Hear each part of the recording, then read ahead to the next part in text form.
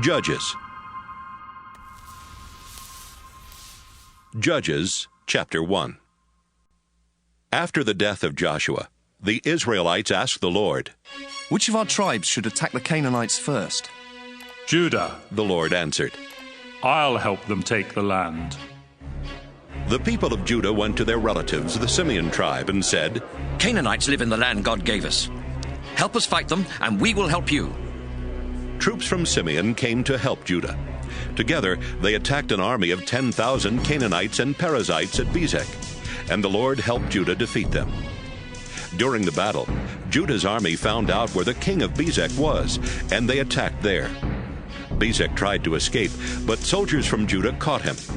They cut off his thumbs and big toes, and he said, "I've cut off the thumbs and big toes of 70 kings, and made those kings crawl around under my table for scraps of food. Now God is paying me back." The army of Judah took the king of Bezek along with them to Jerusalem, where he died. They attacked Jerusalem, captured it, killed everyone who lived there, and then burned it to the ground. Judah's army fought the Canaanites who lived in the hill country, the southern desert, and the foothills to the west. After that, they attacked the Canaanites who lived at Hebron, defeating the 3 clans called Sheshai, Ahiman, and Talmai. At that time, Hebron was called Kiriath Arba. From Hebron, Judah's army went to attack Debir, which at that time was called Kiriath Sepher. Caleb told his troops, "The man who captures Kiriath Sepher can marry my daughter Aksah." Caleb's nephew Othniel captured Kiriath Sepher, so Caleb let him marry Aksah. Othniel was the son of Caleb's younger brother Kenaz. Right after the wedding, Aksah started telling Othniel that he ought to ask her father for a field. She went to see her father, and while she was getting down from her donkey, Caleb asked, "What's bothering you?" She answered, "I need your help. The land you gave me is in the southern desert, so please give me some spring-fed ponds for a water supply." Caleb gave her a couple of small ponds, named Higher Pond and Lower Pond. The people who belonged to the Kenite clan were the descendants of the father-in-law of Moses. They left Jericho with the people of Judah and settled near Arad in the southern desert of Judah, not far from the Amalekites.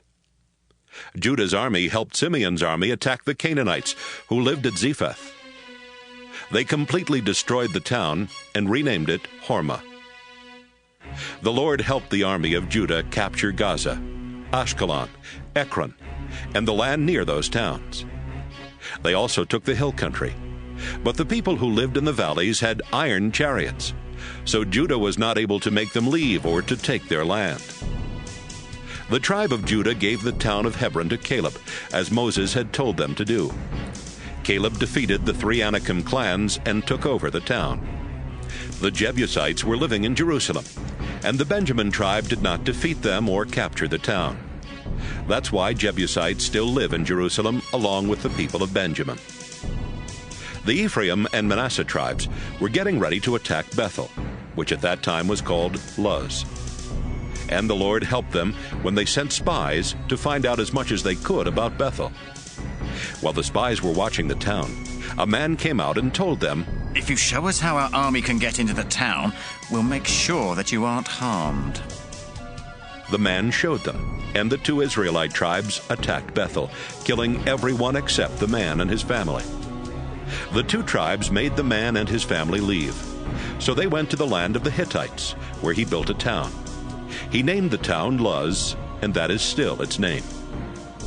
Canaanites lived in the towns of Bethshean, Taanach, Dor, Ibleam, Megiddo, and all the villages nearby. The Canaanites were determined to stay, and the Manasseh tribe never did get rid of them. But later on, when the Israelites grew more powerful, they made slaves of the Canaanites. The Ephraim tribe did not get rid of the Canaanites who lived in Gezer, so the Canaanites lived there with the Israelites all around them. The Zebulun tribe did not get rid of the Canaanites who lived in Kitron and Nahalal, and the Canaanites stayed there with Israelites around them. But the people of Zebulun did force the Canaanites into slave labor. The Asher tribe did not get rid of the Canaanites who lived in Akko, Sidon, Alab, Aksib, Helba, Aphek, and Rehob, and the Asher tribe lived with Canaanites all around them. The Naphtali tribe did not get rid of the Canaanites who lived in Beth-Shemesh and Beth-Anath, but they did force the Canaanites into slave labor. The Naphtali tribe lived with Canaanites around them. The Amorites were strong enough to keep the tribe of Dan from settling in the valleys, so Dan had to stay in the hill country. The Amorites on Mount Heres and in Ajalon and Shaalbim were also determined to stay. Later on, as Ephraim and Manasseh grew more powerful, they forced those Amorites into slave labor. The old Amorite-Edomite border used to go from Selah through Scorpion Pass into the hill country.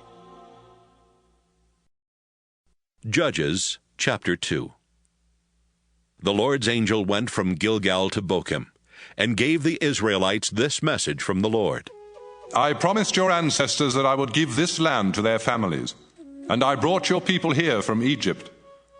We made an agreement that I promised never to break, and you promised not to make any peace treaties with the other nations that live in the land.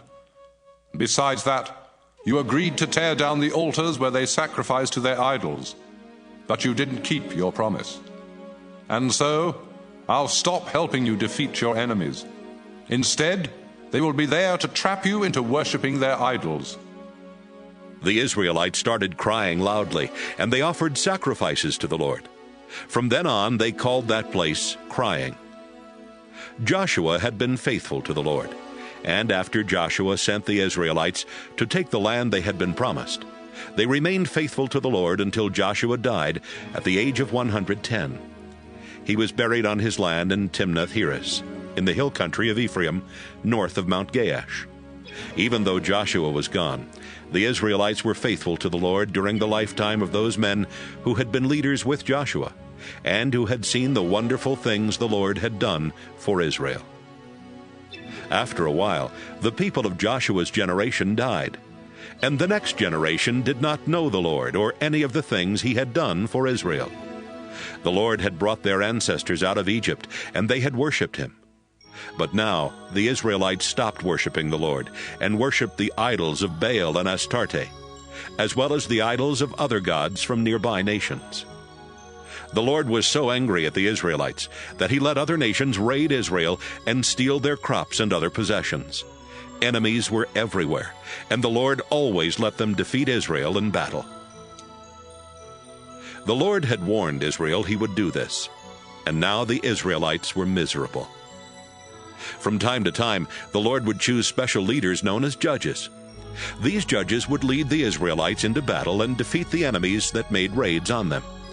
In years gone by, the Israelites had been faithful to the Lord, but now they were quick to be unfaithful and to refuse even to listen to these judges. The Israelites would disobey the Lord, and instead of worshiping him, they would worship other gods. When enemies made life miserable for the Israelites, the Lord would feel sorry for them. He would choose a judge and help that judge rescue Israel from its enemies. The Lord would be kind to Israel as long as that judge lived. But afterwards, the Israelites would become even more sinful than their ancestors had been. The Israelites were stubborn. They simply would not stop worshiping other gods or following the teachings of other religions. The Lord was angry with Israel and said, The Israelites have broken the agreement I made with their ancestors. They won't obey me, so I'll stop helping them defeat their enemies. Israel still had a lot of enemies when Joshua died, and I'm going to let those enemies stay. I'll use them to test Israel, because then I can find out if Israel will worship and obey me as their ancestors did. That's why the Lord had not let Joshua get rid of all those enemy nations right away. Judges chapter 3. And the Lord had another reason for letting these enemies stay.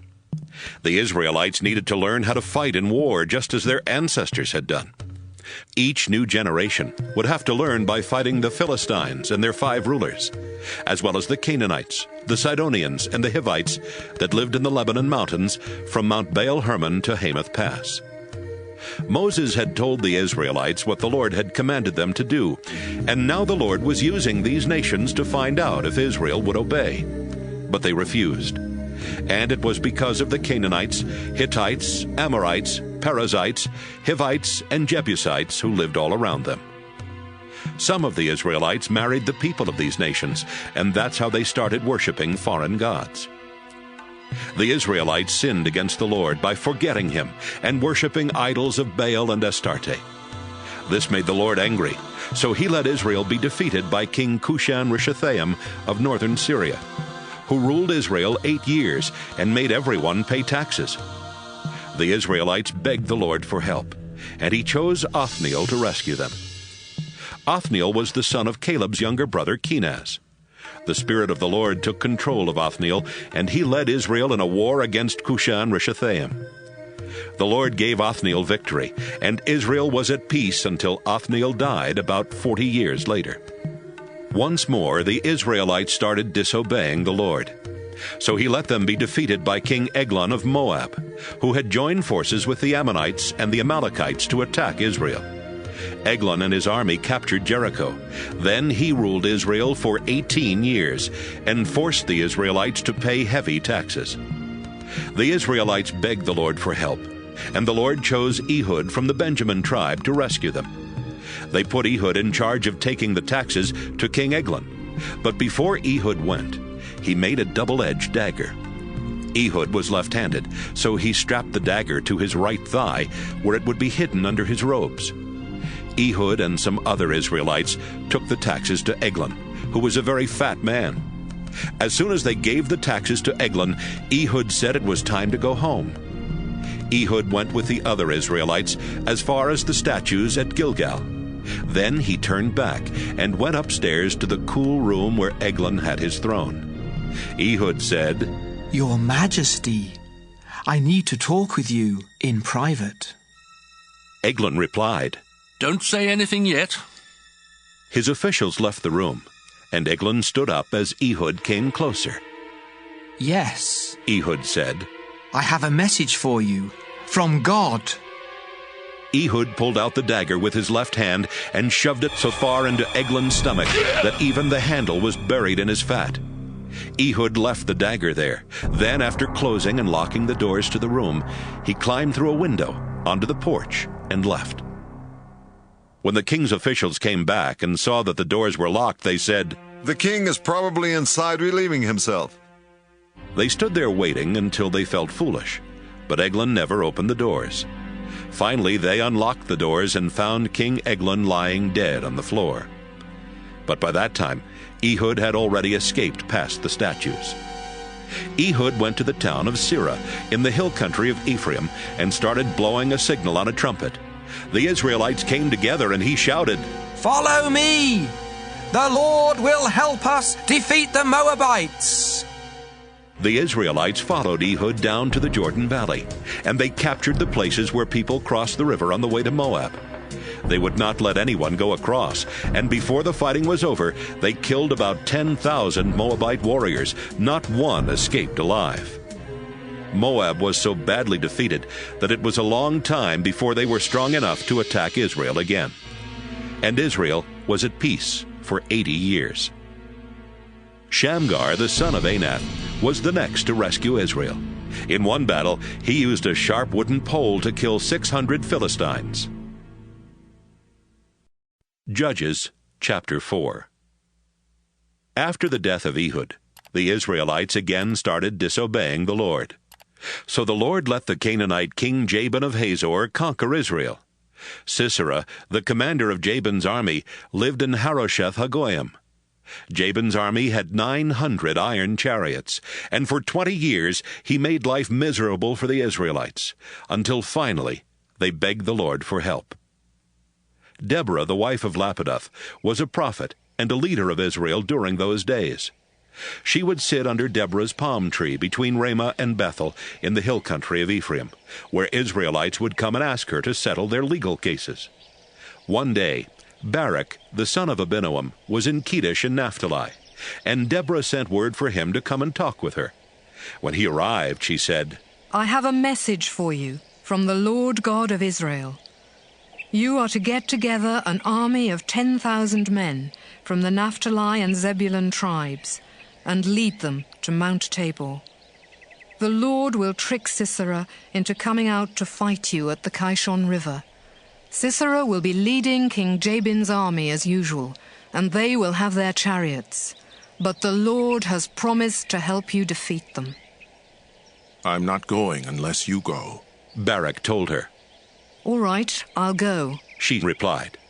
"But I'm warning you that the Lord is going to let a woman defeat Sisera, and no one will honor you for winning the battle." Deborah and Barak left for Kedesh, where Barak called together the troops from Zebulun and Naphtali.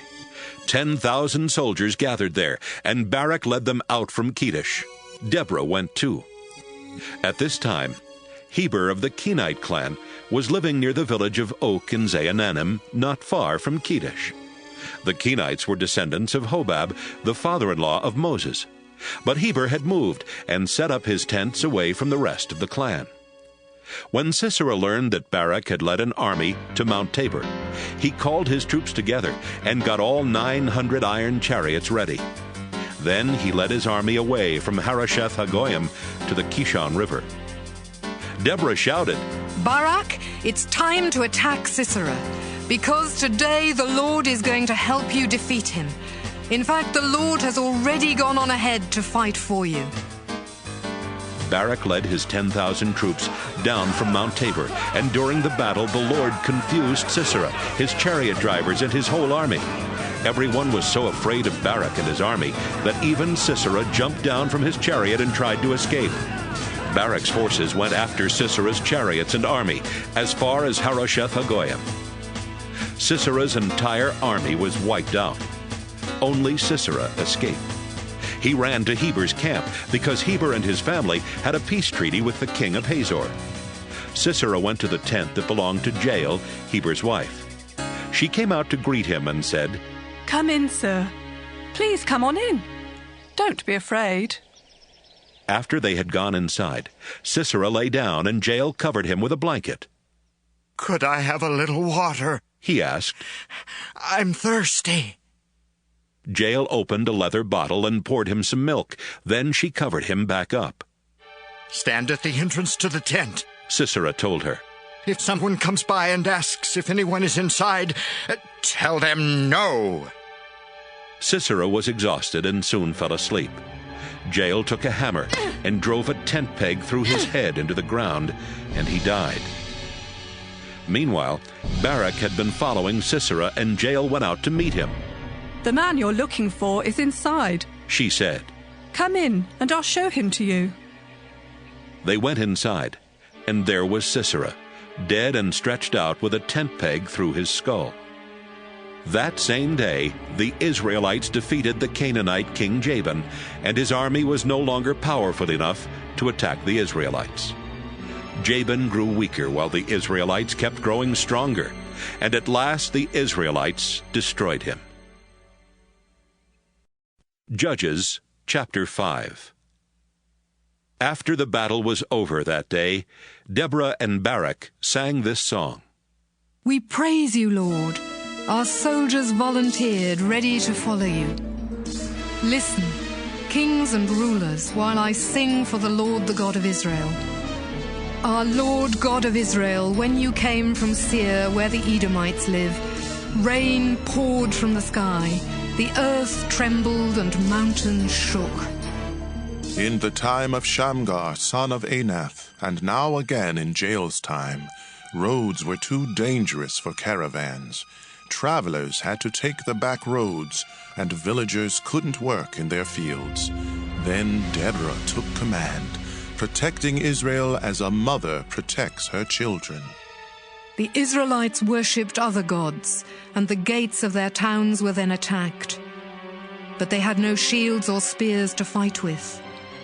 I praise you, Lord, and I am grateful for those leaders and soldiers who volunteered. Listen, everyone, whether you ride a donkey with a padded saddle or have to walk, even those who carry water to the animals will tell you, the Lord has won victories, and so has Israel.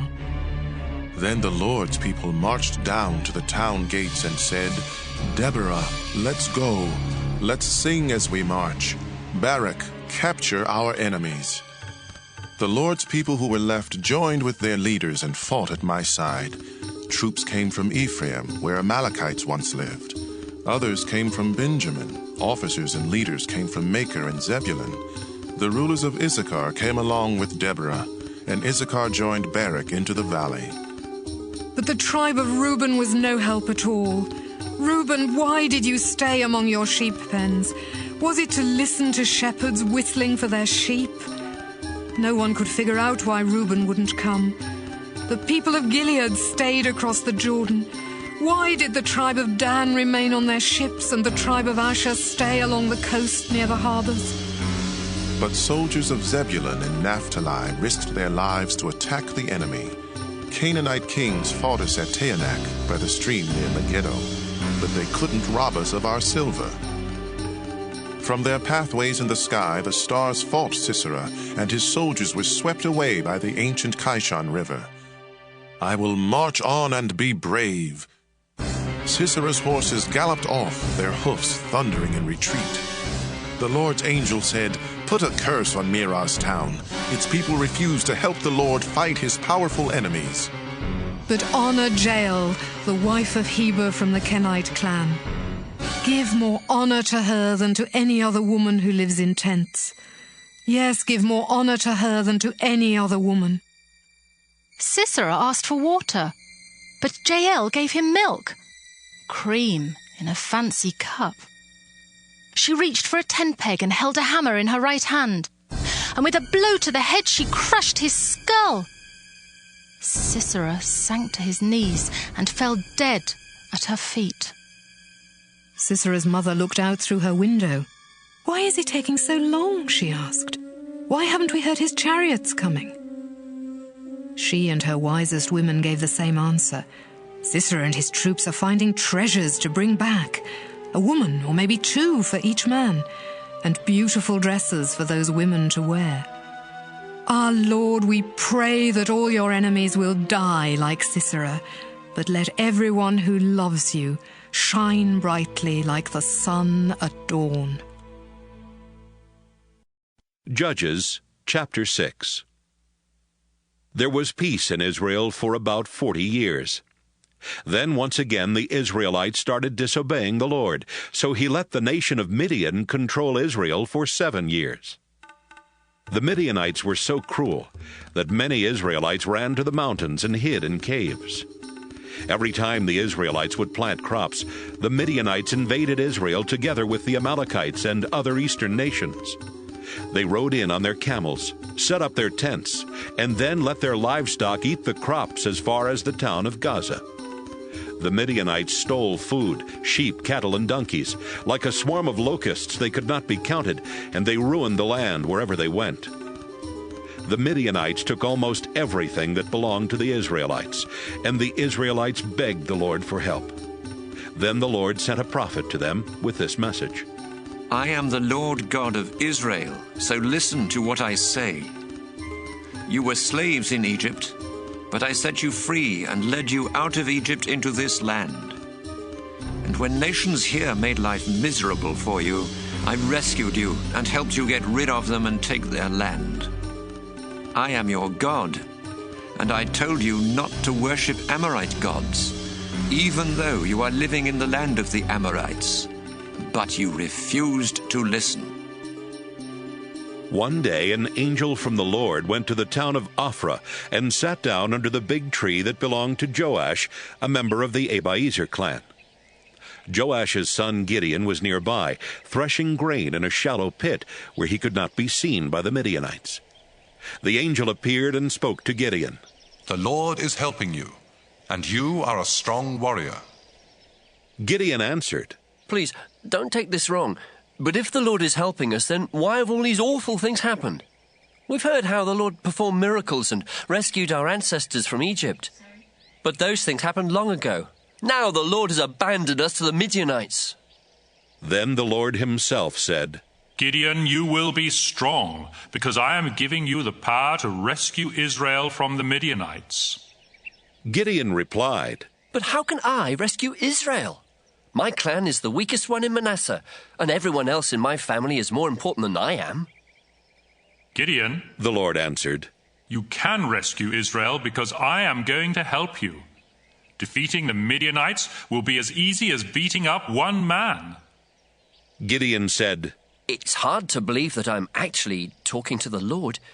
Please do something so I'll know that you really are the Lord. And wait here until I bring you an offering." "All right, I'll wait," the Lord answered. Gideon went home and killed a young goat, then started boiling the meat. Next, he opened a big sack of flour and made it into thin bread. When the meat was done, he put it in a basket and poured the broth into a clay cooking pot. He took the meat, the broth, and the bread and placed them under the big tree. God's angel said, "Gideon, put the meat and the bread on this rock and pour the broth over them." Gideon did as he was told. The angel was holding a walking stick, and he touched the meat and the bread with the end of the stick. Flames jumped from the rock and burned up the meat and the bread. When Gideon looked, the angel was gone. Gideon realized that he had seen one of the Lord's angels. "Oh," he moaned. "No, I'm going to die." "Calm down," the Lord told Gideon. "There is nothing to be afraid of. You are not going to die." Gideon built an altar for worshiping the Lord and called it "The Lord Calms Our Fears." It still stands there in Ophrah, a town in the territory of the Abiezer clan.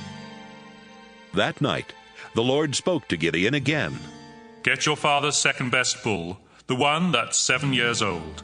Use it to pull down the altar where your father worships Baal and cut down the sacred pole next to the altar. Then build an altar for worshipping me on the highest part of the hill where your town is built.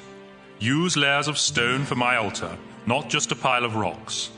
Cut up the wood from the pole, make a fire, kill the bull, and burn it as a sacrifice to me." Gideon chose 10 of his servants to help him, and they did everything God had said. But since Gideon was afraid of his family and the other people in town, he did it all at night. When the people of the town got up the next morning, they saw that Baal's altar had been knocked over, and the sacred pole next to it had been cut down. Then they noticed the new altar, covered with the remains of the sacrificed bull. "Who could have done such a thing?" they asked.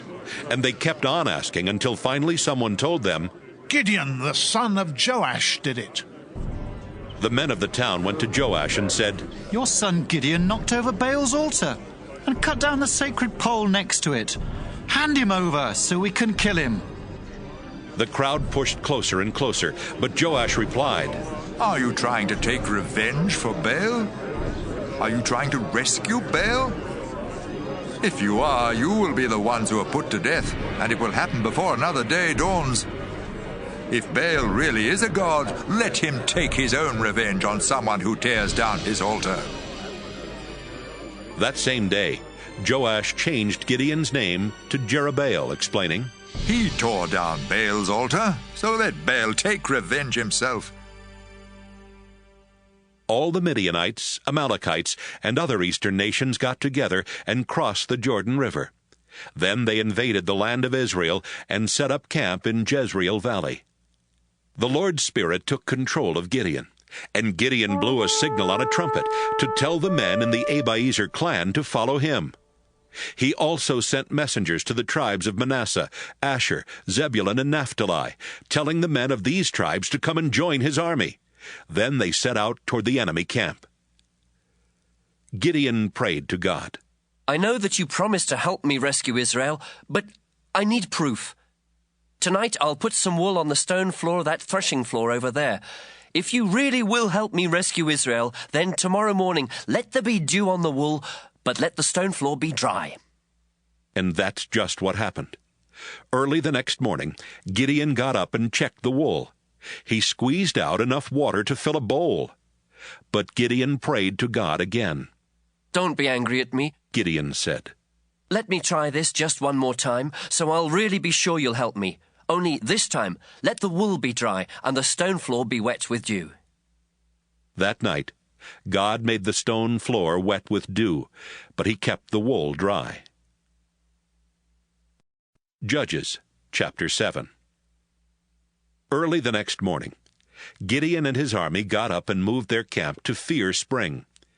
The Midianite camp was to the north, in the valley at the foot of Morah Hill. The Lord said, Gideon, your army is too big. I can't let you win with this many soldiers. The Israelites would think that they had won the battle all by themselves, and that I didn't have anything to do with it.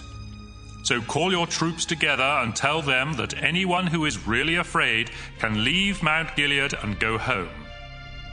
22,000 men returned home, leaving Gideon with only 10,000 soldiers. Gideon, the Lord said, you still have too many soldiers. Take them down to the spring and I'll test them. I'll tell you which ones can go along with you and which ones must go back home. When Gideon led his army down to the spring, the Lord told him, Watch how each man gets a drink of water, then divide them into 2 groups, those who lap the water like a dog and those who kneel down to drink. 300 men scooped up water in their hands and lapped it, and the rest knelt to get a drink. The Lord said, Gideon, your army will be made up of everyone who lapped the water from their hands. Send the others home. I'm going to rescue Israel by helping you and your army of 300 defeat the Midianites. Then Gideon gave these orders. You 300 men stay here. The rest of you may go home, but leave your food and trumpets with us. Gideon's army camp was on top of a hill overlooking the Midianite camp in the valley. That night, the Lord said to Gideon, Get up, attack the Midianite camp. I am going to let you defeat them. But if you're still afraid, you and your servant Purah should sneak down to their camp. When you hear what the Midianites are saying, you'll be brave enough to attack. Gideon and Purah worked their way to the edge of the enemy camp, where soldiers were on guard duty. The camp was huge. The Midianites, Amalekites, and other eastern nations covered the valley like a swarm of locusts, and it would be easier to count the grains of sand on a beach than to count their camels. Gideon overheard one enemy guard telling another, I had a dream about a flat loaf of barley bread that came tumbling into our camp. It hit the headquarters tent, and the tent flipped over and fell down. The other soldier answered, Your dream must have been about Gideon, the Israelite commander. It means God will let him and his army defeat the Midianite army and everyone else in our camp. As soon as Gideon heard about the dream and what it meant, he bowed down to praise God. Then he went back to the Israelite camp and shouted, Let's go! The Lord is going to let us defeat the Midianite army! Gideon divided his little army into 3 groups of 100 men, and he gave each soldier a trumpet and a large clay jar with a burning torch inside. Gideon said, When we get to the enemy camp, spread out and surround it.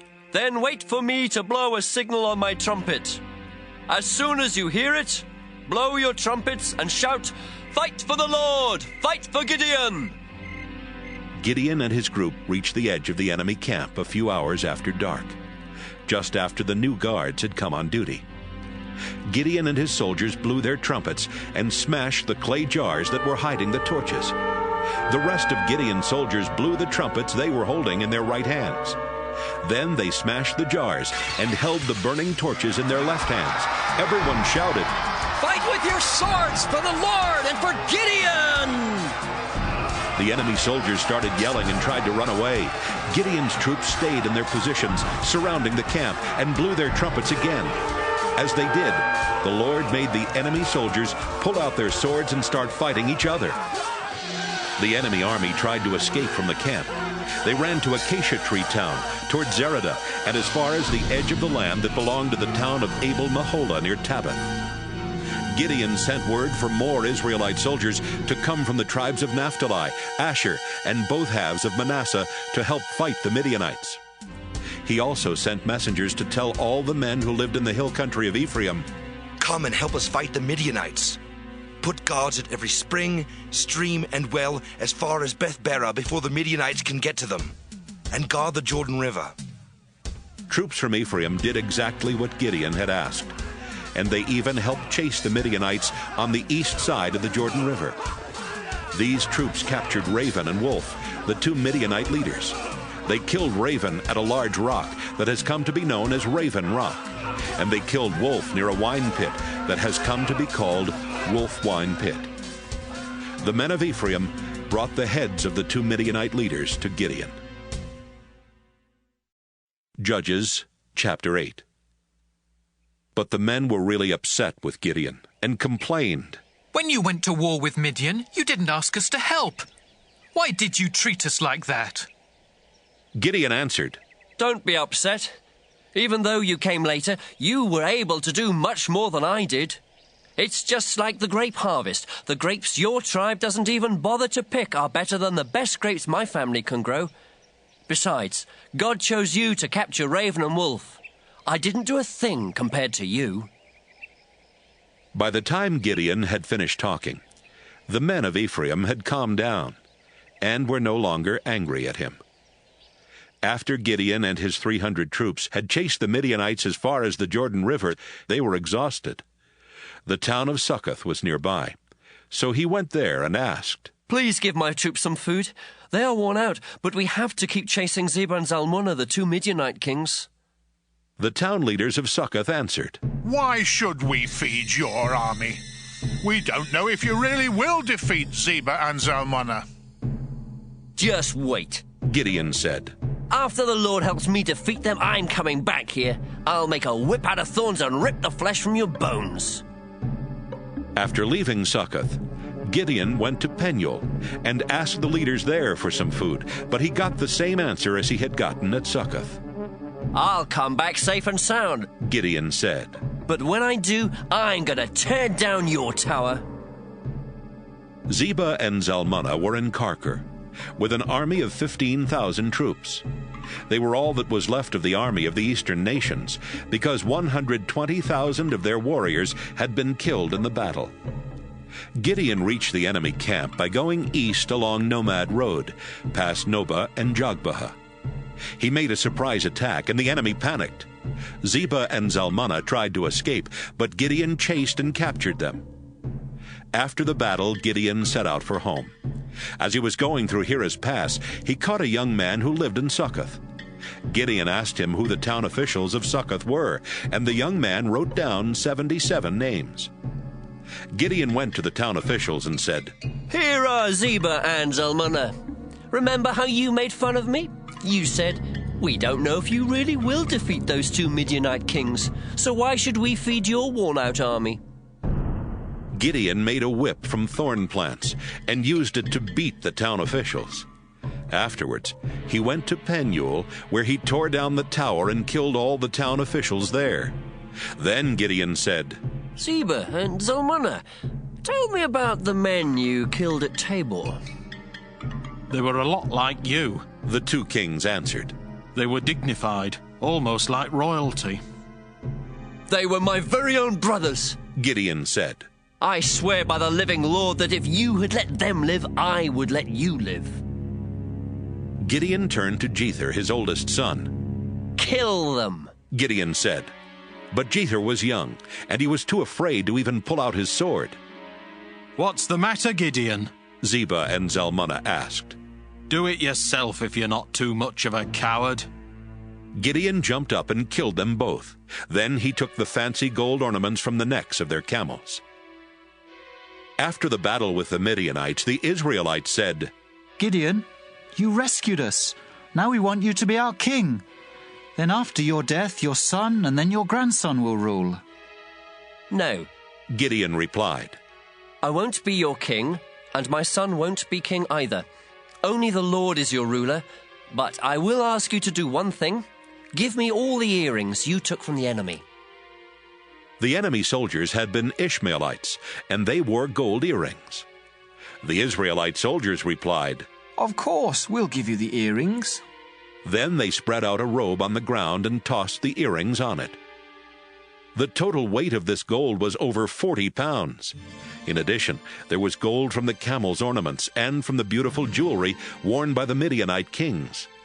Gideon also took their purple robes. Gideon returned to his home in Ophrah and had the gold made into a statue, which the Israelites soon started worshiping. they became unfaithful to God, and even Gideon and his family were trapped into worshiping the statue. The Midianites had been defeated so badly that they were no longer strong enough to attack Israel, and so Israel was at peace for the remaining 40 years of Gideon's life. Gideon had many wives and 70 sons. He even had a wife who lived at Shechem. They had a son, and Gideon named him Abimelech. Gideon lived to be an old man, and when he died, he was buried in the family tomb in his hometown of Ophrah, which belonged to the Abiezer clan. Soon after Gideon's death, the Israelites turned their backs on God again. They set up idols of Baal and worshipped Baal-berith as their god. The Israelites forgot that the Lord was their God, and that He had rescued them from the enemies who lived around them. Besides all that, the Israelites were unkind to Gideon's family, even though Gideon had done so much for Israel. Judges, chapter 9. Abimelech, the son of Gideon, went to Shechem.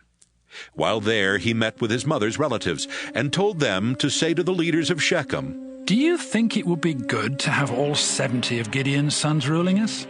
Wouldn't you rather have just one man be king? Abimelech would make a good king, and he's related to us." Abimelech's uncles talked it over with the leaders of Shechem, who agreed. Yes, it would be better for one of our relatives to be king. Then they gave Abimelech 70 pieces of silver from the temple of their god Baal-berith. Abimelech used the silver to hire a gang of rough soldiers who would do anything for money. Abimelech and his soldiers went to his father's home in Ophrah and brought out Gideon's other sons to a large rock where they murdered all 70. Gideon's youngest son Jotham hid from the soldiers, but he was the only one who escaped. The leaders of Shechem, including the priests and the military officers, met at the tree next to the sacred rock in Shechem to crown Abimelech king. Jotham heard what they were doing, so he climbed to the top of Mount Gerizim and shouted down to the people who were there at the meeting, "Leaders of Shechem, listen to me, and maybe God will listen to you. Once the trees searched for someone to be king. They asked the olive tree, 'Will you be our king?' But the olive tree replied, 'My oil brings honor to people and gods. I won't stop making oil just to have my branches wave above the other trees.' Then they asked the fig tree, 'Will you be our king?' But the fig tree replied, 'I won't stop growing my delicious fruit just to have my branches wave above the other trees.' Next they asked the grapevine, 'Will you be our king?' But the grapevine replied, 'My wine brings cheer to people and gods. I won't stop making wine just to have my branches wave above the other trees.' Finally, they went to the thorn bush and asked, 'Will you be our king?' The thorn bush replied, 'If you really want me to be your king, then come into my shade and I will protect you. But if you're deceiving me, I'll start a fire that will spread out and destroy the cedars of Lebanon.' After Jotham had finished telling this story, he said, 'My father Gideon risked his life for you when he fought to rescue you from the Midianites. Did you reward Gideon by being kind to his family? No, you did not. You attacked his family and killed all 70 of his sons on that rock. And was it right to make Abimelech your king? He's merely the son of my father's slave girl. But just because he's your relative, you made him king of Shechem. So, you leaders of Shechem, if you treated Gideon and his family the way you should have, then I hope you and Abimelech will make each other very happy. But if it was wrong to treat Gideon and his family the way you did, then I pray that Abimelech will destroy you with fire. And I pray that you will do the same to him.' Jotham ran off and went to live in the town of Beer, where he could be safe from his brother Abimelech. Abimelech had been a military commander of Israel for 3 years when God decided to punish him and the leaders of Shechem for killing Gideon's 70 sons. So God turned the leaders of Shechem against Abimelech. Then they sent some men to hide on the hilltops and watch for Abimelech and his troops, while they sent others to rob everyone that went by on the road. But Abimelech found out what they were doing. One day, Gaal, son of Ebed, went to live in Shechem. His brothers moved there too, and soon the leaders of Shechem started trusting him. The time came for the grape harvest, and the people of Shechem went into their vineyards and picked the grapes. They put the grapes in their wine pits and walked on them to squeeze out the juice in order to make wine. Then they went into the temple of their god and threw a big party. There was a lot of eating and drinking, and before long they were cursing Abimelech. Gaal said, Hamor was the founder of Shechem, and one of his descendants should be our ruler.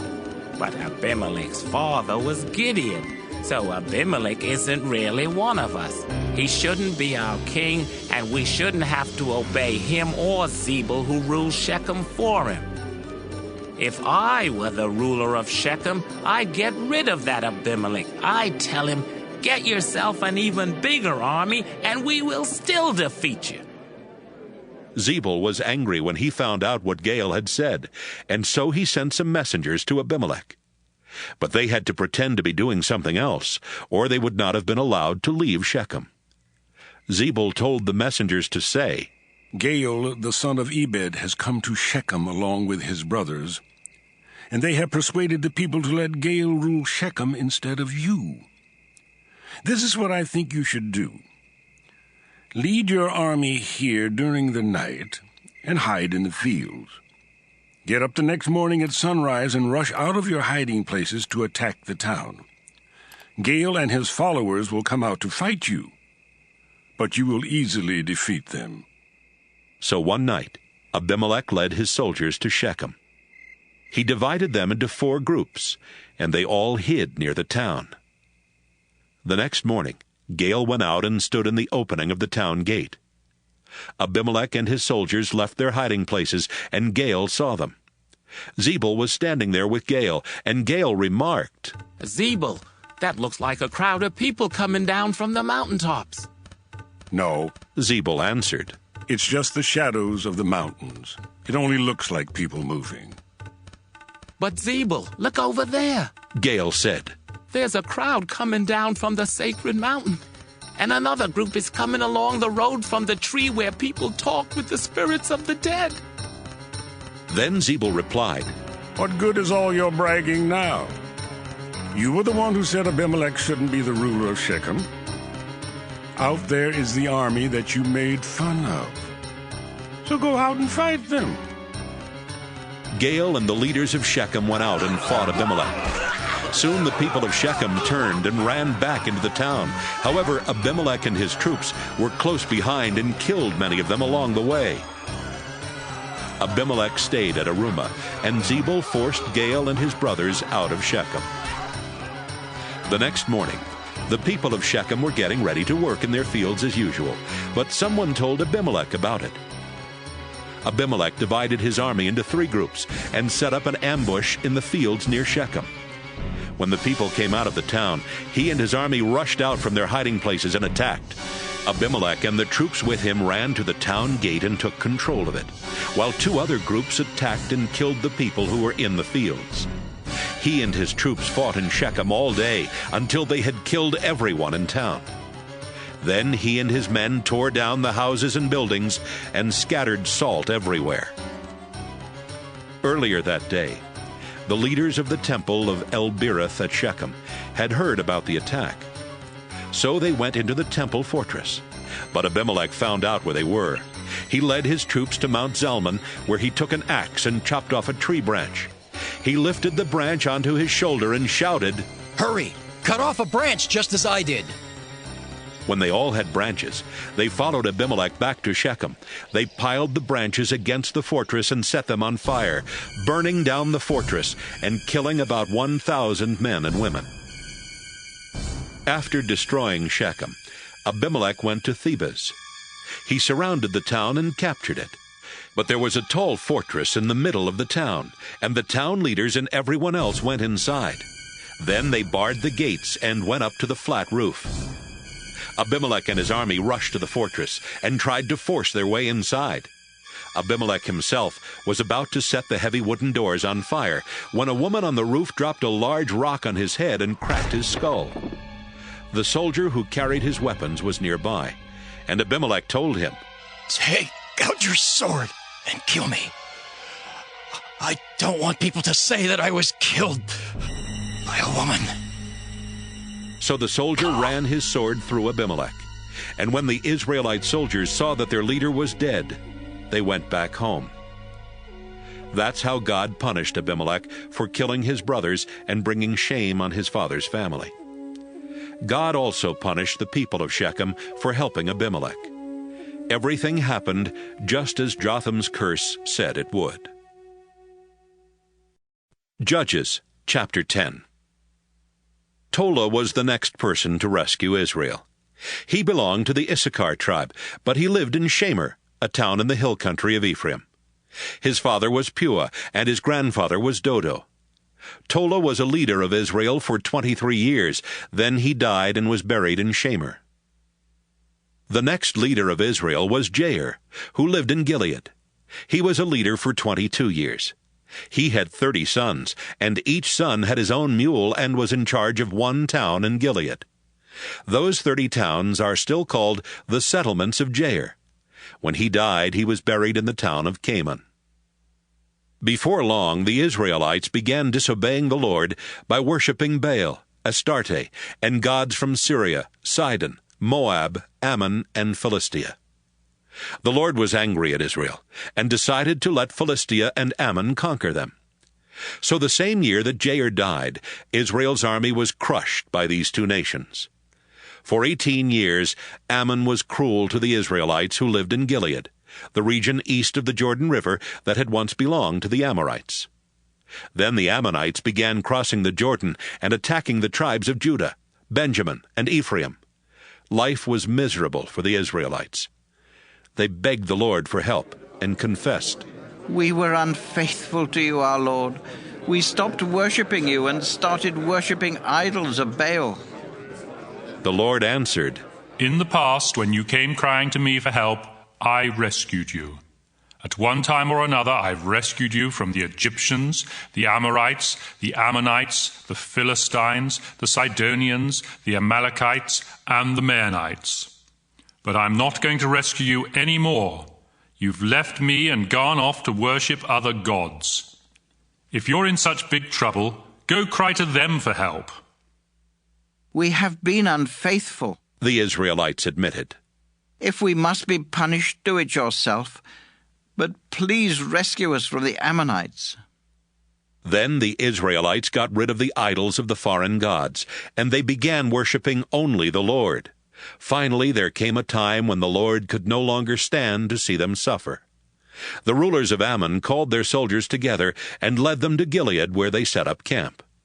The Israelites gathered at Mizpah and set up camp there. The leaders of Gilead asked each other, "Who can lead an attack on the Ammonites?"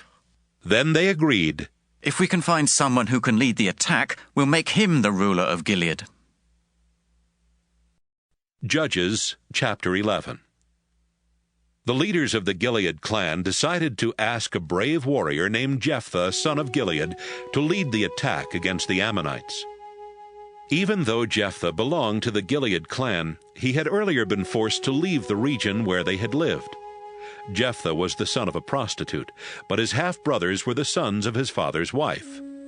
One day his half-brothers told him, "You don't really belong to our family, so you can't have any of the family property." Then they forced Jephthah to leave home. Jephthah went to the country of Tob, where he was joined by a number of men who would do anything for money. So the leaders of Gilead went to Jephthah and said, "Please come back to Gilead. If you lead our army, we will be able to fight off the Ammonites." "Didn't you hate me?" Jephthah replied. "Weren't you the ones who forced me to leave my family? You're coming to me now just because you're in trouble." "But we do want you to come back," the leaders said. "And if you lead us in battle against the Ammonites, we will make you the ruler of Gilead." "All right," Jephthah said. "If I go back with you and the Lord lets me defeat the Ammonites, Will you really make me your ruler? You have our word, the leaders answered. and the Lord is a witness to what we have said. So Jephthah went back to Mizpah with the leaders of Gilead. The people of Gilead gathered at the place of worship and made Jephthah their ruler. Jephthah also made promises to them. After the ceremony, Jephthah sent messengers to say to the king of Ammon, "Are you trying to start a war? You have invaded my country, and I want to know why." The king of Ammon replied, "Tell Jephthah that the land really belongs to me, all the way from the Arnon River in the south to the Jabbok River in the north and west to the Jordan River. When the Israelites came out of Egypt, they stole it. Tell Jephthah to return it to me, and there won't be any war." Jephthah sent the messengers back to the king of Ammon, and they told him that Jephthah had said, "Israel hasn't taken any territory from Moab or Ammon. When the Israelites came from Egypt, they traveled in the desert to the Red Sea and then to Kadesh. They sent messengers to the king of Edom and said, 'Please, let us go through your country.' But the king of Edom refused. They also sent messengers to the king of Moab, but he wouldn't let them cross his country either. And so the Israelites stayed at Kadesh. A little later, the Israelites set out into the desert, going east of Edom and Moab, and camping on the eastern side of the Arnon River Gorge. The Arnon is the eastern border of Moab, and since the Israelites didn't cross it, they didn't even set foot in Moab. The Israelites sent messengers to the Amorite king Sihon of Heshbon. 'Please,' they said, 'let our people go through your country to get to our own land.' Sihon didn't think the Israelites could be trusted, so he called his army together. They set up camp at Jahaz, then they attacked the Israelite camp. But the Lord God helped Israel defeat Sihon and his army. Israel took over all of the Amorite land where Sihon's people had lived, from the Arnon River in the south to the Jabbok River in the north, and from the desert in the east to the Jordan River in the west." The messengers also told the king of Ammon that Jephthah had said, "The Lord God of Israel helped his nation get rid of the Amorites and take their land. Now, do you think you're going to take over that same territory? If Chemosh, your God, takes over a country and gives it to you, don't you have a right to it? And if the Lord takes over a country and gives it to us, the land is ours. Are you better than Balak, the son of Zippor? He was the king of Moab, but he didn't quarrel with Israel or start a war with us. For 300 years, Israelites have been living in Heshbon and Aurora and in the nearby villages, and in the towns along the Arnon River Gorge. If the land really belonged to you Ammonites, you wouldn't have waited until now to try to get it back. I haven't done anything to you, but it's certainly wrong of you to start a war. I pray that the Lord will show whether Israel or Ammon is in the right." But the king of Ammon paid no attention to Jephthah's message. Then the Lord's Spirit took control of Jephthah, and Jephthah went through Gilead and Manasseh raising an army. Finally, he arrived at Mizpah in Gilead, where he promised the Lord, "If you will let me defeat the Ammonites and come home safely, I will sacrifice to you whoever comes out to meet me first." From Mizpah, Jephthah attacked the Ammonites, and the Lord helped him defeat them. Jephthah and his army destroyed the 20 towns between Aurora and Minnith, and others as far as Abel-Kiramim. After that, the Ammonites could not invade Israel any more. When Jephthah returned to his home in Mizpah, the first one to meet him was his daughter. She was playing a tambourine and dancing to celebrate his victory, and she was his only child. "Oh," Jephthah cried. Then he tore his clothes in sorrow and said to his daughter, "I made a sacred promise to the Lord, and I must keep it. Your coming out to meet me has broken my heart." "Father," she said, "you made a sacred promise to the Lord, and he let you defeat the Ammonites. Now you must do what you promised, even if it means I must die. But first, please let me spend 2 months wandering in the hill country with my friends. We will cry together because I can never get married and have children." "Yes, you may have 2 months," Jephthah said. She and some other girls left, and for 2 months they wandered in the hill country, crying because she could never get married and have children. Then she went back to her father. He did what he had promised, and she never got married. That's why every year Israelite girls walk around for 4 days weeping for Jephthah's daughter. Judges chapter 12. The men of the Ephraim tribe got together an army and went across the Jordan River to Zaphon to meet with Jephthah. They said, "Why did you go to war with the Ammonites without asking us to help? Just for that, we're going to burn down your house with you inside." "But I did ask for your help," Jephthah answered. "That was back when the people of Gilead and I were having trouble with the Ammonites, and you wouldn't do a thing to help us. So, when we realized you weren't coming, we risked our lives and attacked the Ammonites, and the Lord let us defeat them. There's no reason for you to come here today to attack me." But the men from Ephraim said, "You people of Gilead are nothing more than refugees from Ephraim. You even live on land that belongs to the tribes of Ephraim and Manasseh." So Jephthah called together the army of Gilead. Then they attacked and defeated the army from Ephraim.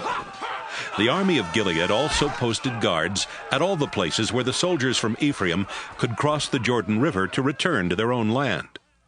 Whenever one of the men from Ephraim would try to cross the river, the guards would say, "Are you from Ephraim?" "No," the man would answer. "I'm not from Ephraim." The guards would then tell them to say Shibboleth, because they knew that people of Ephraim could say Sibboleth, but not Shibboleth. If the man said Sibboleth, the guards would grab him and kill him right there. Altogether, 42,000 men from Ephraim were killed in the battle and at the Jordan. Jephthah was a leader of Israel for 6 years before he died and was buried in his hometown Mizpah in Gilead. Ibzan, the next leader of Israel, came from Bethlehem. He had 30 daughters and 30 sons, and he let them all marry outside his clan. Ibzan was a leader for 7 years before he died and was buried in Bethlehem. Elon from the Zebulun tribe was the next leader of Israel. He was a leader for 10 years before he died and was buried in Ajalon that belonged to the Zebulun tribe. Abdon, the son of Hillel, was the next leader of Israel. He had 40 sons and 30 grandsons, and each one of them had his own donkey. Abdon was a leader for 8 years before he died and was buried in his hometown of Pirathon, which is located in the part of the hill country of Ephraim where Amalekites used to live. Judges chapter 13. Once again the Israelites started disobeying the Lord, so he let the Philistines take control of Israel for 40 years. Manoah from the tribe of Dan lived in the town of Zorah. His wife was not able to have children, but one day an angel from the Lord appeared to her and said, "You have never been able to have any children, but very soon you will be pregnant and have a son. He will belong to God from the day he is born, so his hair must never be cut. And even before he is born, you must not drink any wine or beer or eat any food forbidden by God's laws. Your son will begin to set Israel free from the Philistines," the angel said. She went to Manoah and said, "A prophet who looked like an angel of God came and talked to me.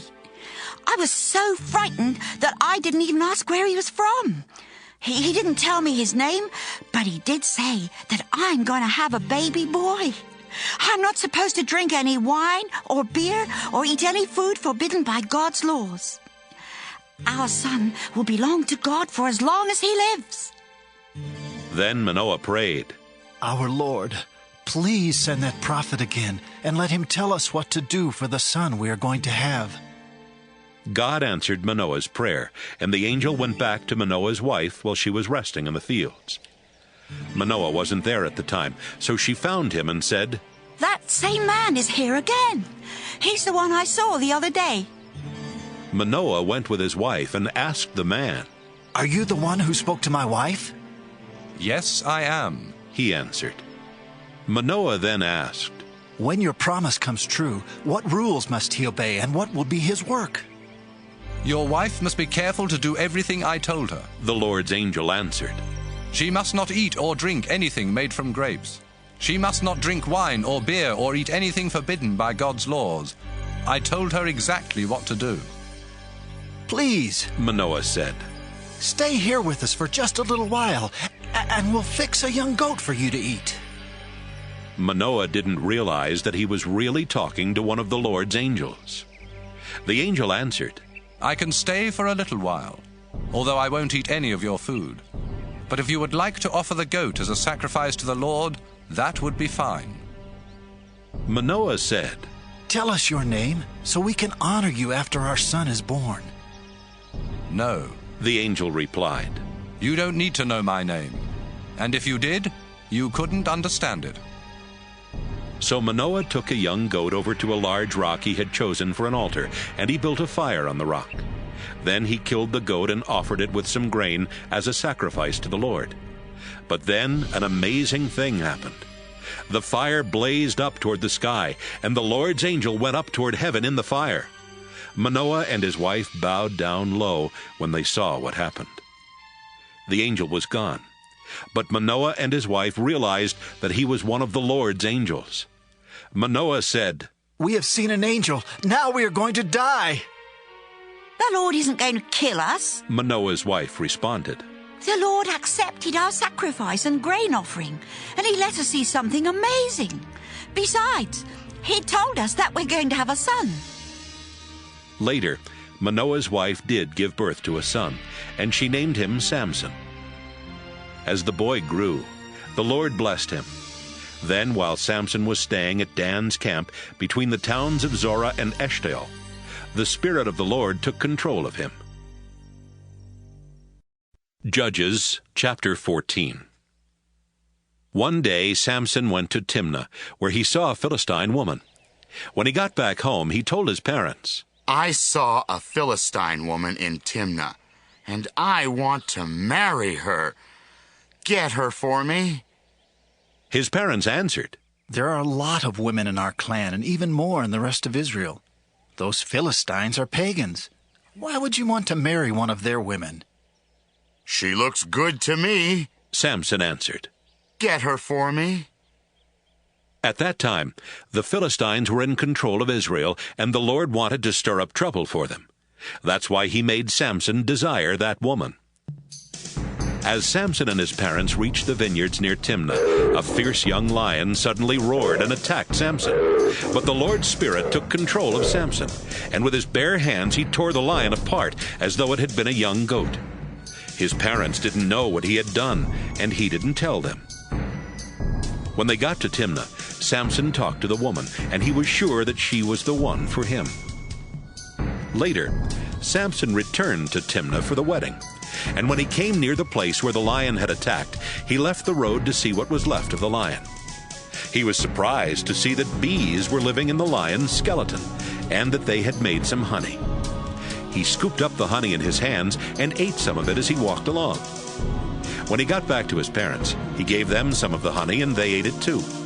But he didn't tell them he had found the honey in the skeleton of a lion.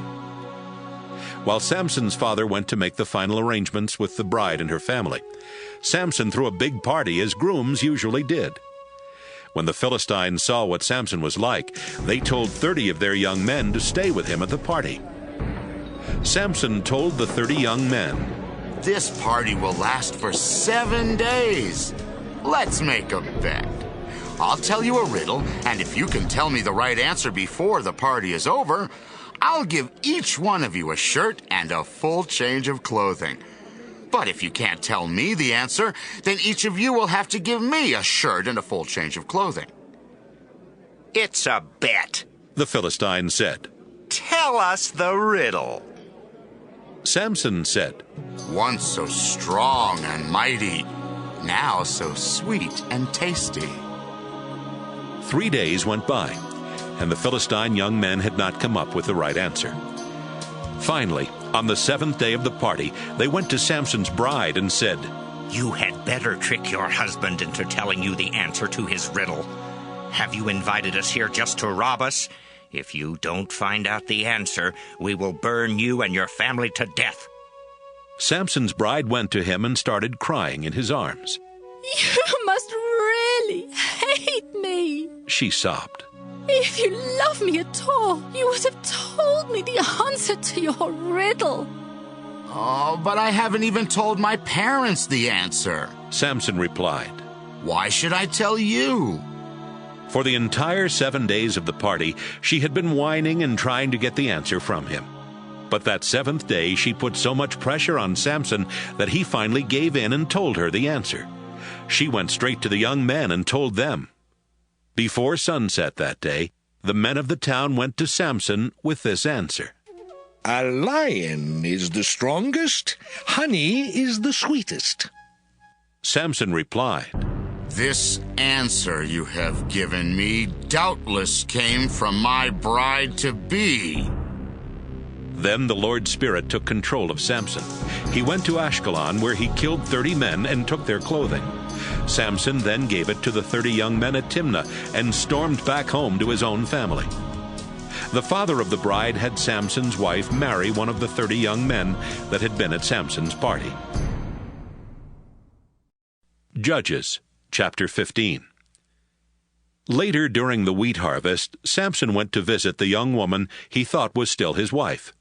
He brought along a young goat as a gift and said to her father, I want to go into my wife's bedroom. You can't do that, he replied. When you left the way you did, I thought you were divorcing her. So I arranged for her to marry one of the young men who were at your party. But my younger daughter is even prettier, and you can have her as your wife. This time, Samson answered, I have a good reason for really hurting some Philistines. Samson went out and caught 300 foxes and tied them together in pairs with oil-soaked rags around their tails. Then Samson took the foxes into the Philistine wheat fields that were ready to be harvested. He set the rags on fire and let the foxes go. The wheat fields went up in flames, and so did the stacks of wheat that had already been cut. Even the Philistine vineyards and olive orchards burned. Some of the Philistines started asking around, Who could have done such a thing? It was Samson. Someone told them. He married the daughter of that man in Timnah. But then the man gave Samson's wife to one of the men at the wedding. The Philistines' leaders went to Timnah and burned to death Samson's wife and her father.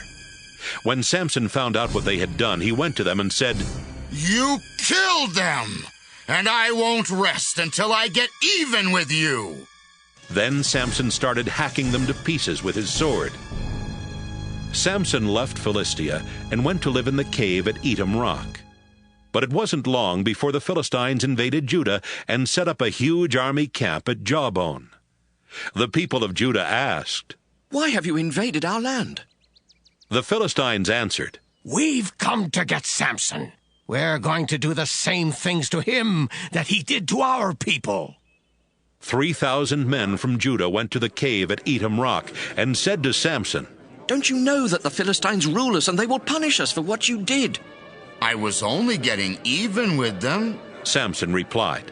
They did the same things to me first. We came here to tie you up and turn you over to them, said the men of Judah. I won't put up a fight, Samson answered.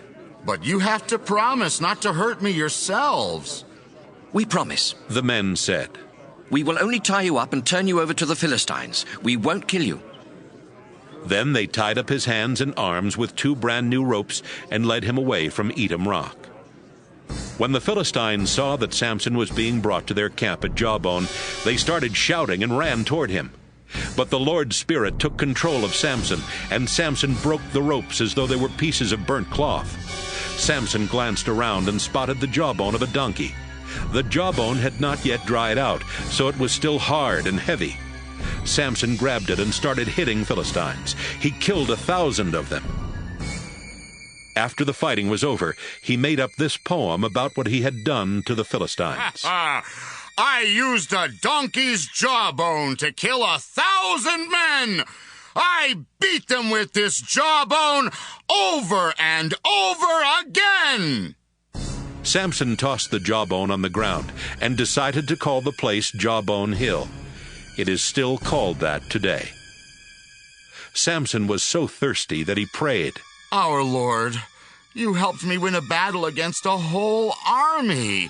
Please don't let me die of thirst now. Those heathen Philistines will carry off my dead body. Samson was tired and weary, but God sent water gushing from a rock. Samson drank some and felt strong again. Samson named the place Caller Spring because he had called out to God for help. The spring is still there at Jawbone. Samson was a leader of Israel for 20 years, but the Philistines were still the rulers of Israel.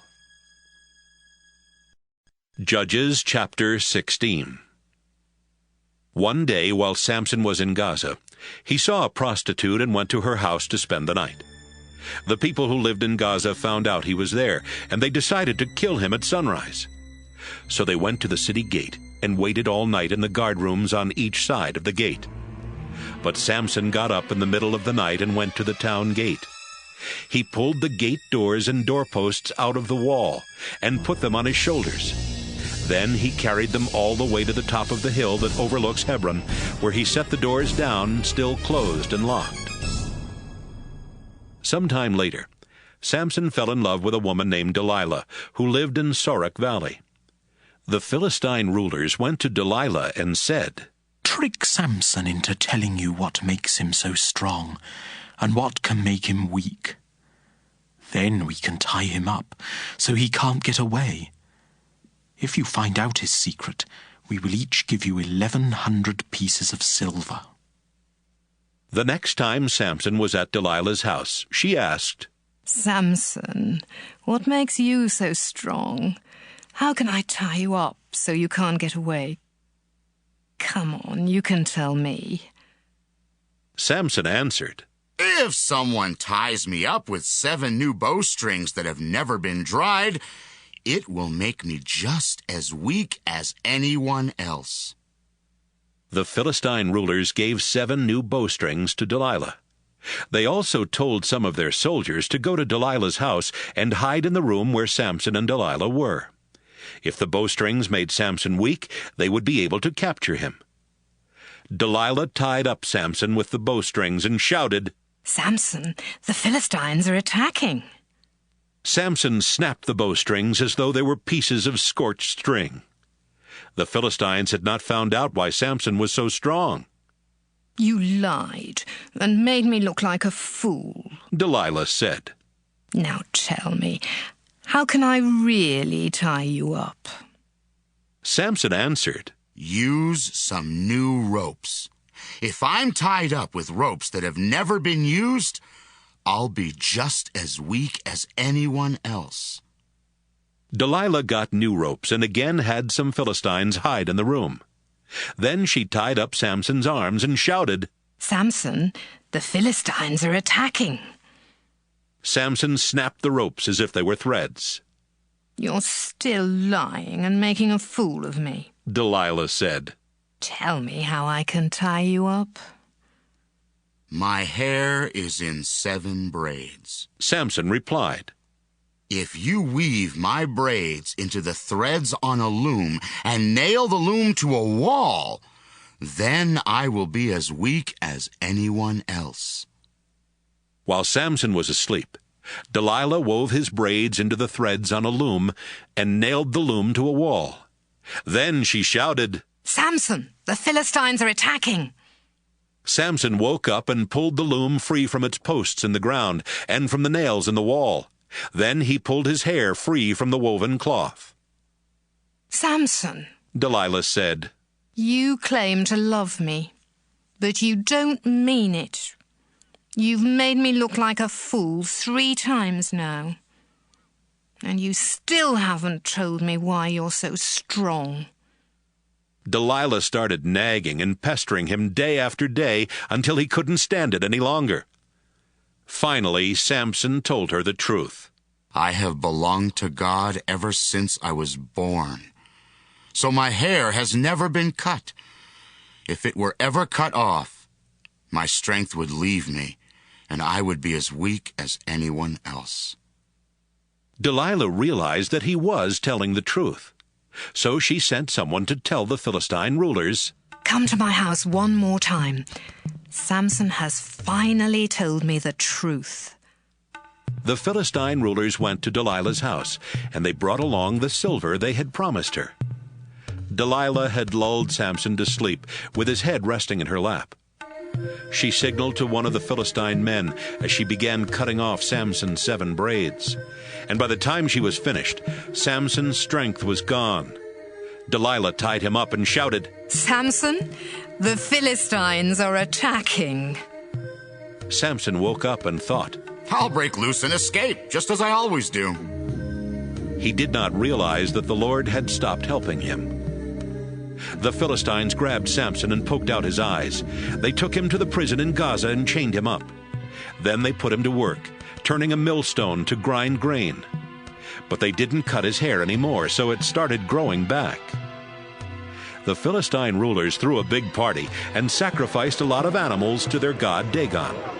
The rulers said, Samson was our enemy, but our god Dagon helped us capture him. Everyone there was having a good time, and they shouted, Bring out Samson! He's still good for a few more laughs! The rulers had Samson brought from the prison, and when the people saw him, this is how they praised their God. Samson ruined our crops and killed our people. He was our enemy, but our God helped us capture him. They made fun of Samson for a while. Then they told him to stand near the columns that supported the roof. A young man was leading Samson by the hand, and Samson said to him, I need to lean against something. Take me over to the columns that hold up the roof. The Philistine rulers were celebrating in a temple packed with people, and with 3,000 more on the flat roof. They had all been watching Samson and making fun of him. Samson prayed, Please remember me, Lord God. The Philistines poked out my eyes, but make me strong one last time so I can take revenge for at least one of my eyes. Samson was standing between the 2 middle columns that held up the roof. He felt around and found one column with his right hand and the other with his left hand. Then he shouted, Let me die with the Philistines! He pushed against the columns as hard as he could, and the temple collapsed with the Philistine rulers and everyone else still inside. Samson killed more Philistines when he died than he had killed during his entire life. His brothers and the rest of his family went to Gaza and took his body back home. They buried him in his father's tomb, which was located between Zorah and Eshtaol. Samson was a leader of Israel for 20 years. Judges chapter 17. Micah belonged to the Ephraim tribe and lived in the hill country. One day he told his mother, Do you remember those 1,100 pieces of silver that were stolen from you? I was there when you put a curse on whoever stole them. Well, I'm the one who did it. His mother answered, I pray that the Lord will bless you, my son. Micah returned the silver to his mother, and she said, I give this silver to the Lord so my son can use it to make an idol. Turning to her son, she said, Micah, now the silver belongs to you. But Micah handed it back to his mother. She took 200 pieces of the silver and gave them to a silver worker who made them into an idol. They kept the idol in Micah's house. He had a shrine for worshiping God there at his home, and he had made some idols and a sacred priestly vest. Micah chose one of his own sons to be the priest for his shrine. This was before kings ruled Israel, so all the Israelites did whatever they thought was right. One day a young Levite came to Micah's house in the hill country of Ephraim. He had been staying with one of the clans of Judah in Bethlehem, but he had left Bethlehem to find a new place to live where he could be a priest. Where are you from? Micah asked. I am a Levite from Bethlehem in Judah. The man answered, And I'm on my way to find a new place to live. Micah said, Why don't you stay here with me? You can be my priest and tell me what God wants me to do. Every year I'll give you 10 pieces of silver and 1 complete set of clothes, and I'll provide all your food." The young man went for a walk.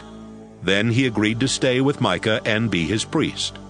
He lived in Micah's house, and Micah treated him like one of his own sons. Micah said, "I have a Levite as my own priest. Now I know that the Lord will be kind to me." Judges chapter 18. These things happened before kings ruled Israel. About this time, the tribe of Dan was looking for a place to live. The other tribes had land, but the people of Dan did not really have any to call their own. The tribe chose 5 warriors to represent their clans and told them, "Go and find some land where we can live." The warriors left the area of Zorah and Eshtaol and went into the hill country of Ephraim. One night they stayed at Micah's house because they heard the young Levite talking, and they knew from his accent that he was from the south. They asked him, "What are you doing here? Who brought you here?" The Levite replied, "Micah hired me as his priest." Then he told them how well Micah had treated him. "Please, talk to God for us," the men said. "Ask God if we will be successful in what we are trying to do." "Don't worry," answered the priest. "The Lord is pleased with what you are doing." The 5 men left and went to the town of Laish, whose people were from Sidon, but Sidon was too far away to protect them. Even though their town had no walls, the people thought they were safe from attack, so they had not asked anyone else for protection, which meant that the tribe of Dan could easily take over Laish. The 5 men went back to Zorah and Eshtaol, where their relatives asked, "Did you find any land?" "Let's go," the 5 men said. "We saw some very good land with enough room for all of us, and it has everything we'll ever need. What are you waiting for? Let's attack and take it. You'll find that the people think they're safe, but God is giving the land to us." 600 men from the tribe of Dan strapped on their weapons and left Zorah and Eshtaol with their families. One night they camped near Kiriath-Jearim in the territory of Judah, and that's why the place just west of Kiriath-Jearim is still known as Dan's camp. Then they went into the hill country of Ephraim. When they came close to Micah's house, the 5 men who had been spies asked the other warriors, "Did you know that someone in this village has several idols and a sacred priestly vest? What do you think we should do about it?" The 600 warriors left the road and went to the house on Micah's property where the young Levite priest lived. They stood at the gate and greeted the priest. Meanwhile, the 5 men who had been there before went into Micah's house and took the sacred priestly vest and the idols. "Hey!" the priest shouted. "What do you think you're doing?" "Quiet," the men said. "Keep your mouth shut and listen. Why don't you come with us and be our priest, so you can tell us what God wants us to do? You could stay here and be a priest for one man's family, but wouldn't you rather be the priest for a clan, or even a whole tribe of Israel?" The priest really liked that idea, so he took the vest and the idols and joined the others from the tribe of Dan. Then they turned and left after putting their children, their cattle, and the rest of their other possessions in front. They had traveled for some time before Micah asked his neighbors to help him get his things back. He and his men caught up with the people of Dan and shouted for them to stop. They turned to face him and asked, "What's wrong? Why did you bring all these men?" Micah answered, "You know what's wrong. You stole the gods I made, and you took my priest. I don't have anything left." "We don't want to hear any more about it," the people of Dan said. "And if you make us angry, you'll only get yourself and your family killed." After saying this, they turned and left. Micah realized there was no way he could win a fight with them, and so he went back home. The tribe of Dan took Micah's priest and the things Micah had made and headed for Laish, which was located in a valley controlled by the town of Beth-rehob. Laish was defenseless because it had no walls and was too far from Sidon for the Sidonians to help defend it. The leaders of Laish had not even asked nearby towns to help them in case of an attack. The warriors from Dan made a surprise attack on Laish, killing everyone and burning it down. Then they rebuilt the town and settled there themselves. But they named it Dan after one of Israel's sons, who was the ancestor of their tribe. Even though the place of worship was in Shiloh, the people of Dan set up the idol Micah had made.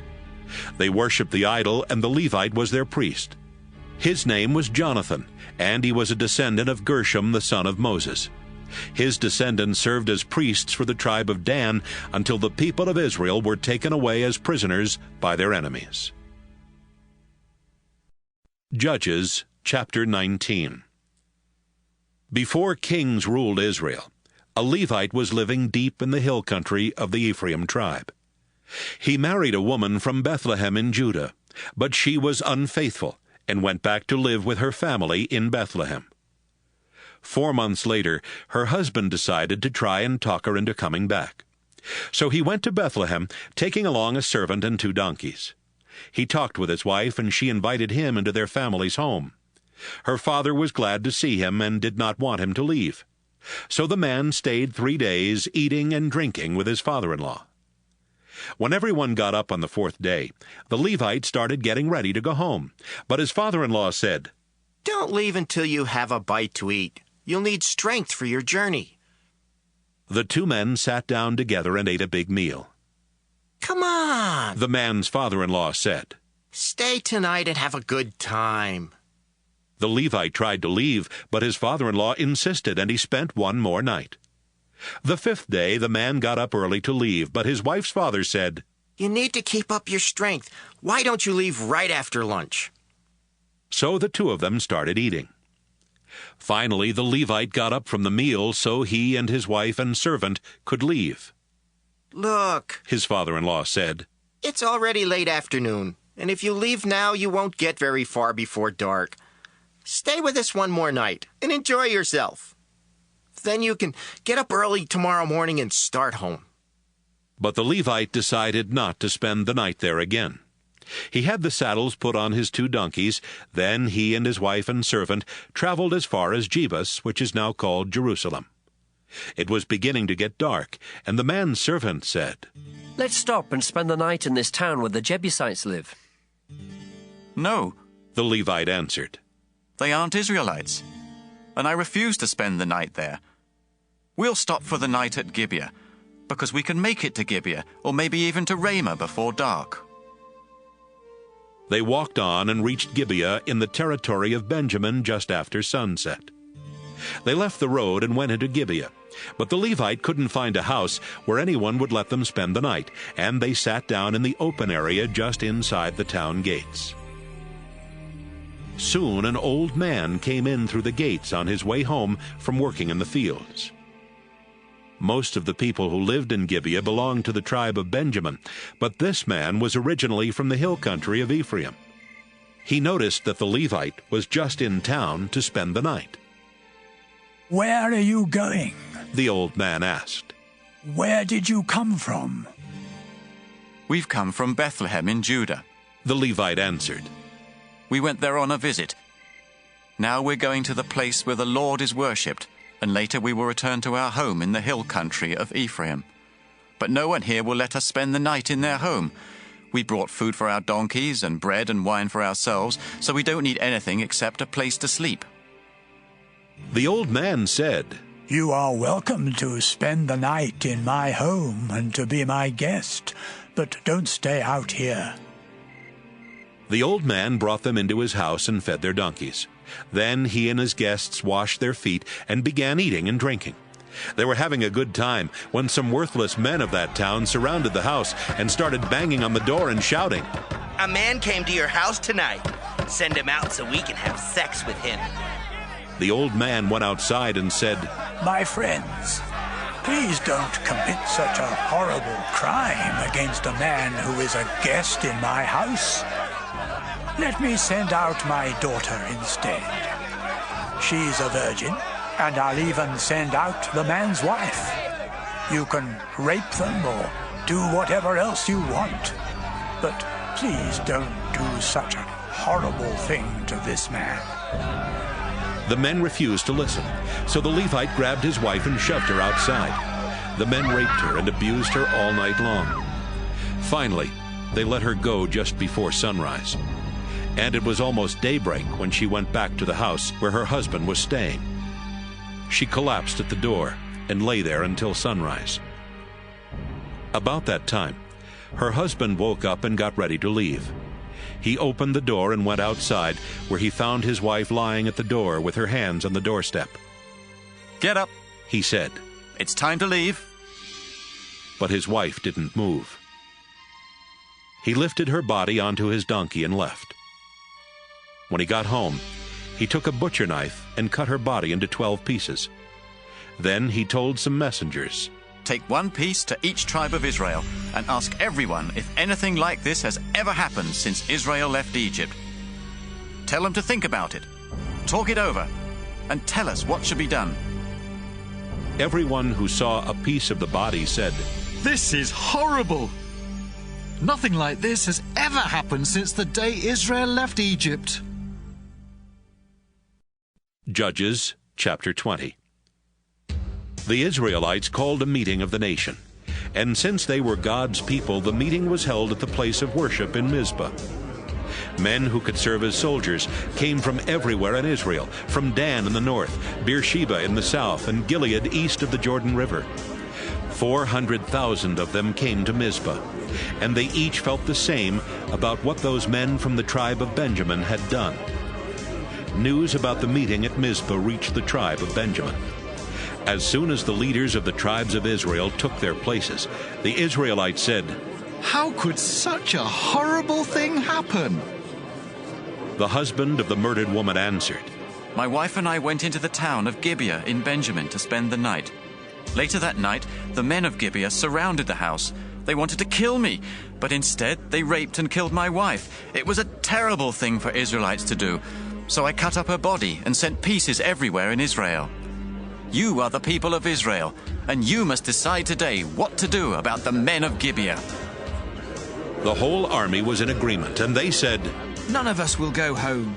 We'll send 1/10 of the men from each tribe to get food for the army, and we'll ask God who should attack Gibeah, because those men deserve to be punished for committing such a horrible crime in Israel." Everyone agreed that Gibeah had to be punished.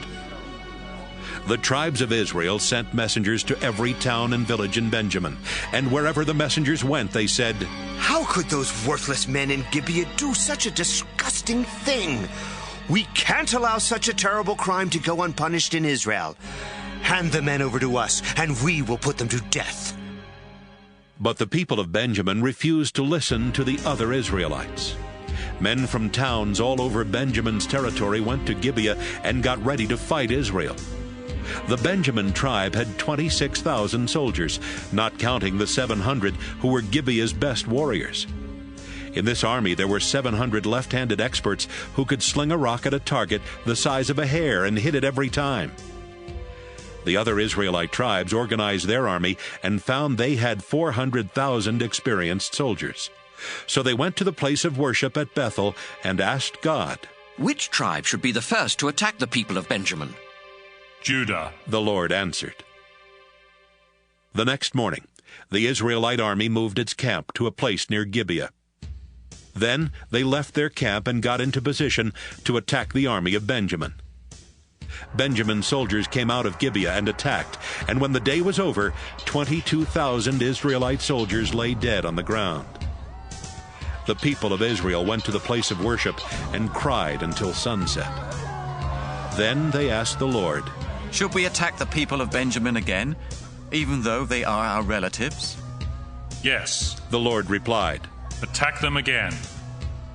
The Israelite soldiers encouraged each other to be brave and to fight hard. Then the next day they went back to Gibeah and took up the same positions as they had before. That same day, Benjamin's soldiers came out of Gibeah and attacked, leaving another 18,000 Israelite soldiers dead on the battlefield. The people of Israel went to the place of worship at Bethel, where the sacred chest was being kept. They sat on the ground crying and not eating for the rest of the day. Then, about sunset, they offered sacrifices to please the Lord and to ask his blessing. Phinehas the priest then prayed, Our Lord, the people of Benjamin are our relatives. Should we stop fighting or attack them again? Attack. The Lord answered, Tomorrow I will let you defeat them.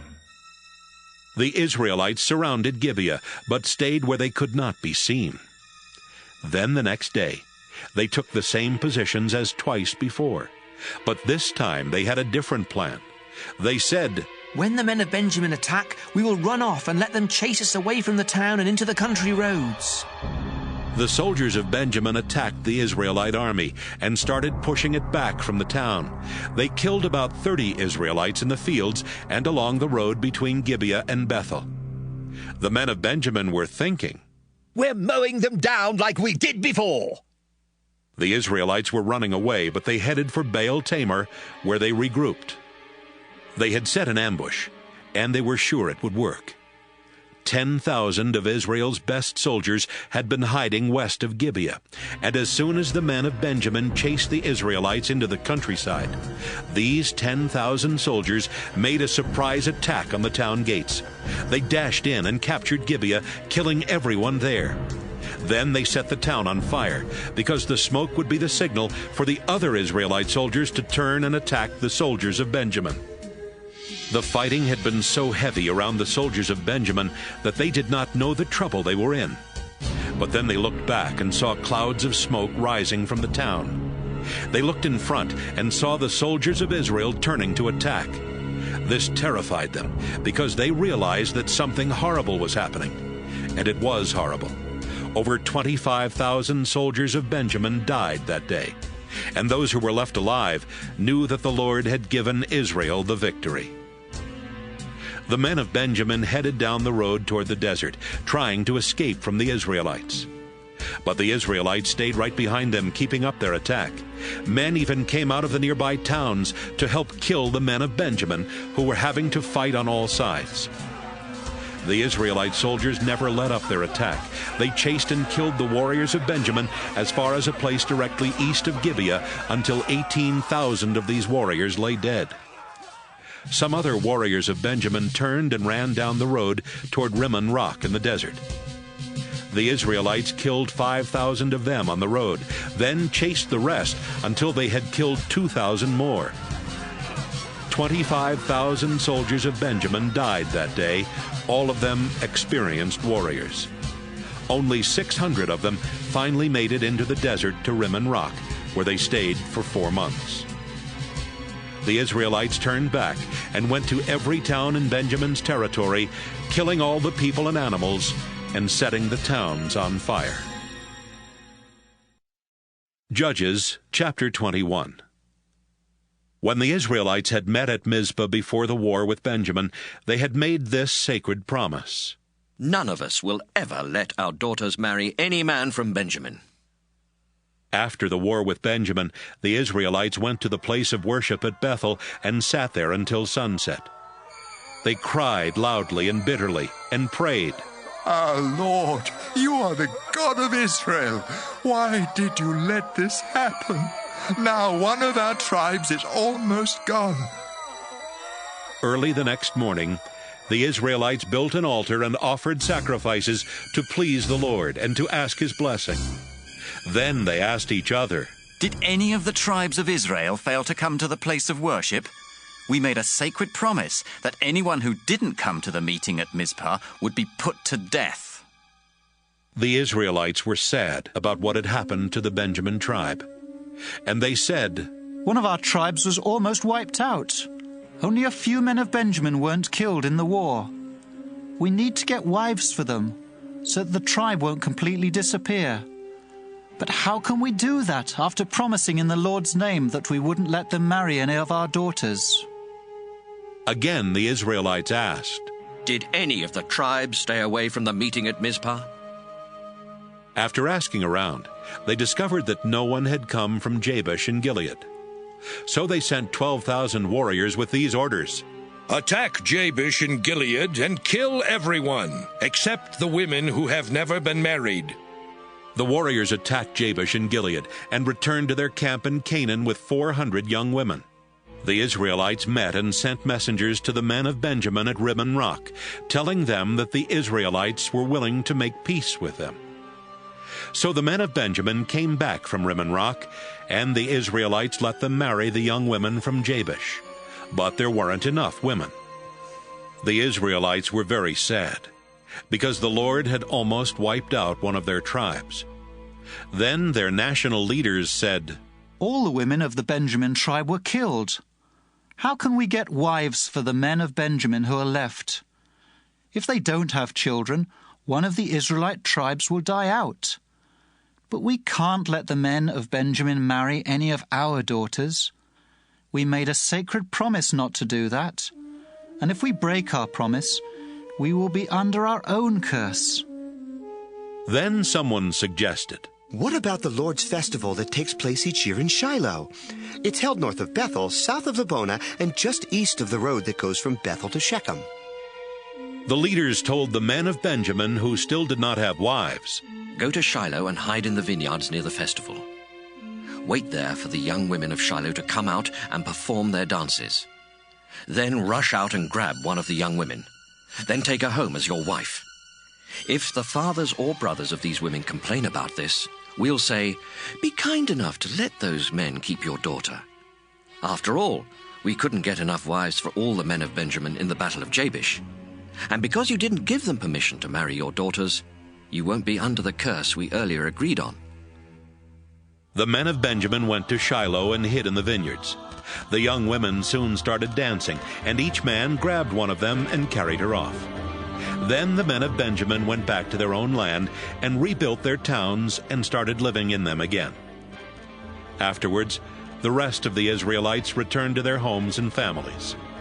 In those days, Israel wasn't ruled by a king, and everyone did what they thought was right.